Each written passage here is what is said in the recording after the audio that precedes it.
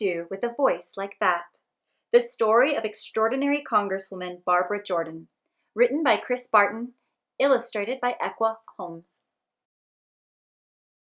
Growing up in the Fifth Ward of Houston, Texas, Barbara Jordan stood out. She may have looked like other kids. She may have acted like other kids. But she sure didn't sound like other kids. Not with that voice of hers.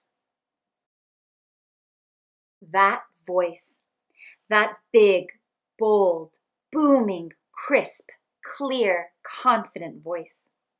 It caused folks to sit right up, stand up straight, and take notice. What do you do with a voice like that? Well, first you give that voice something to say. Barbara recited poetry at church. She memorized speeches for school. She entered oratory contests and in 1952 won a trip to Chicago, the first time she'd ever left Texas. Barbara was proud of herself and proud of her voice. It was laying a path for her. But where would that path lead? On Sunday evenings, Barbara would talk things over with Grandpa Patton. Would she become a preacher like her father and like her mother could have been? Or a teacher like those who encouraged her at Phyllis Wheatley High? Or perhaps she'd become a lawyer. Not many black women had achieved that, but one who had done so visited Wheatley and gave a stirring speech. Barbara was inspired. Being a lawyer would be a marvelous use of her voice. But before that can happen, what's the next thing you do with a voice like that? You give it more knowledge to work with. College opened Barbara's eyes to how the country was changing and how it wasn't. She learned how to find facts for herself, debate important issues, defend good ideas, and dismantle bad ones.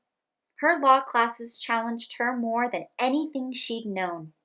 She hid her struggles from her classmates, studying long and hard and out of sight.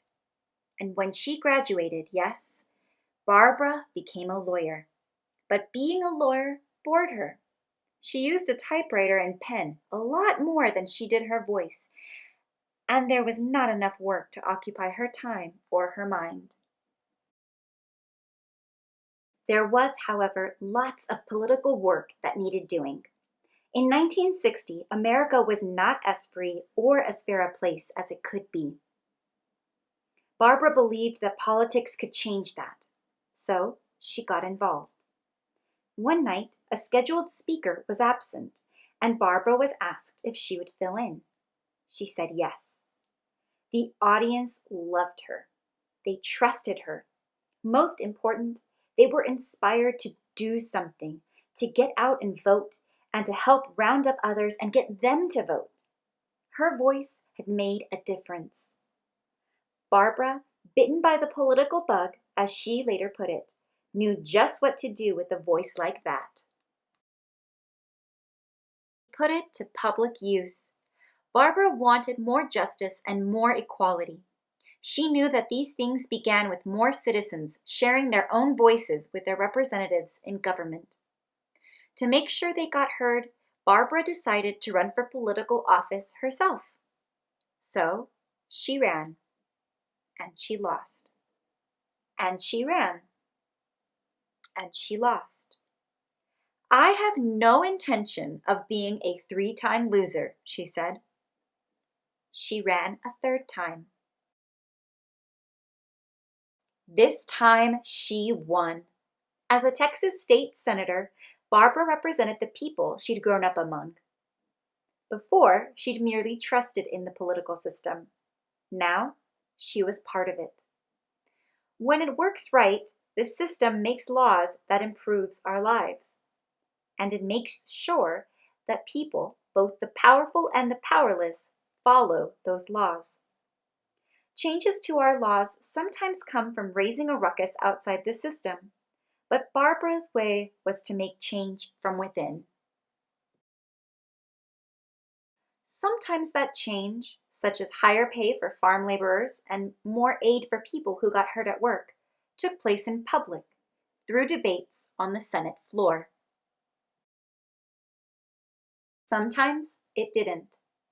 Barbara got to know the other senators as individuals, and despite their differences, they came to relate to her in the same way.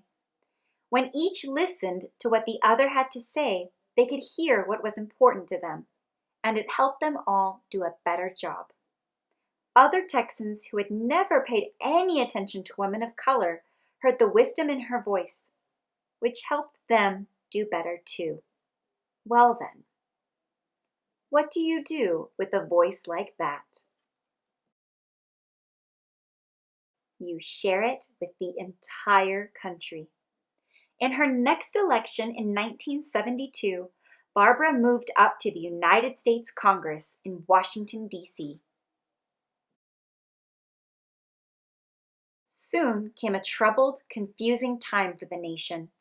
President Nixon, it seemed, had broken the law, and Congress had to decide what to do about it.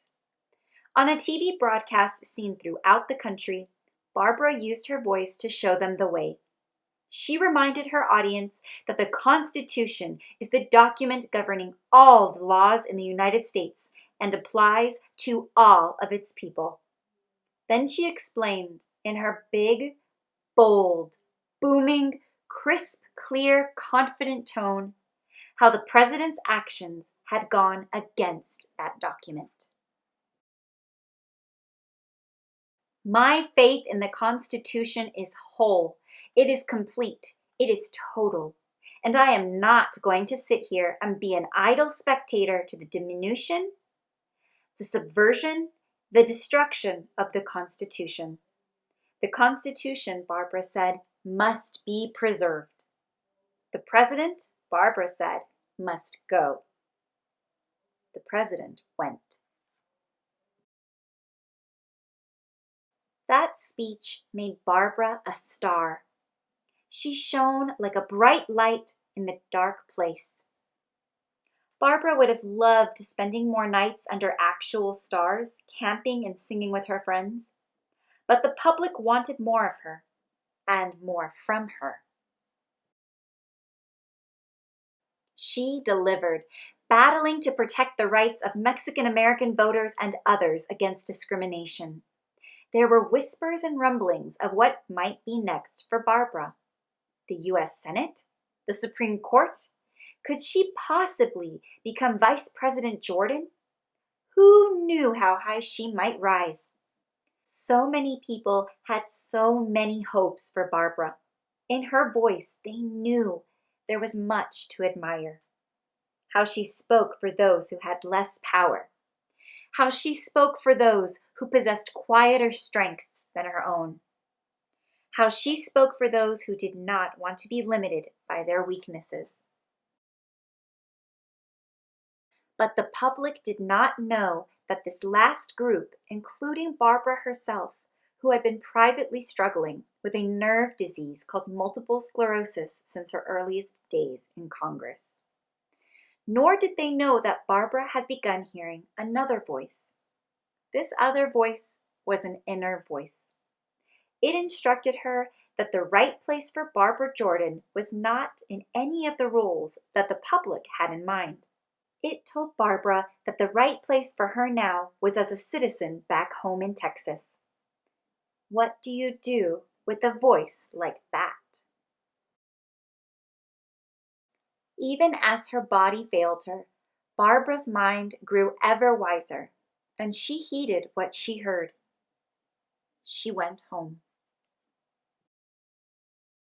There she became a teacher. College students who intended to put their own voices to public use lined up for the chance to learn from her.